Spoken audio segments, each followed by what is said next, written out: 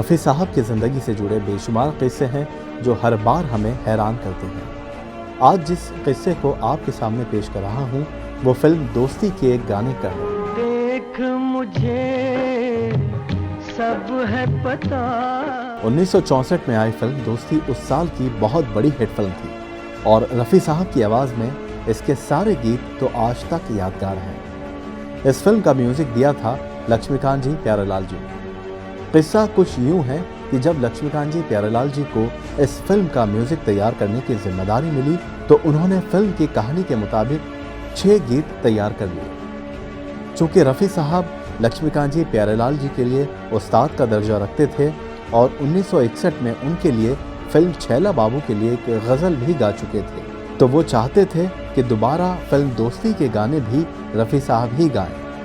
उन्होंने रफ़ी साहब से मुलाकात की और सारी धुनें उन्हें सुनाई सिवाय एक गाने के, और वो था चाहूंगा मैं तुझे सांझ सवेरे।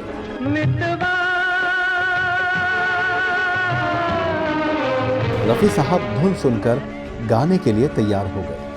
थोड़ी देर बाद लक्ष्मीकांत जी प्यारेलाल जी रफ़ी साहब से बोले, आप हमारे उस्ताद की तरह हैं, हमने एक धुन और तैयार की है लेकिन उसे फिल्म में शामिल नहीं करना चाहते क्योंकि हम उस धुन से मुतमईन नहीं हैं। अब आप ही सुनकर हमें राय दें कि इसे शामिल करना चाहिए या नहीं करना चाहिए। उन्होंने रफ़ी साहब को चाहूंगा मैं तुझे सांझ सवेरे की धुन सुनाई और रफ़ी साहब को वो धुन बेहद पसंद आई।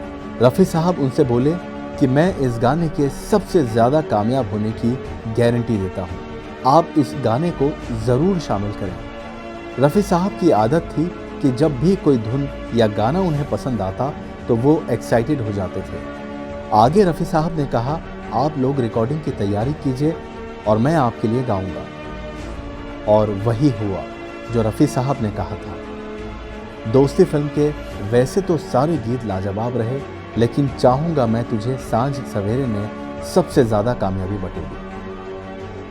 रफ़ी साहब को, लक्ष्मीकांत जी प्यारेलाल जी को और मजरूर सुल्तानपुरी साहब को इसी गीत के लिए फिल्मफेयर अवार्ड से भी नवाजा गया। चाहूंगा मैं तुझे सांझ सवेरे।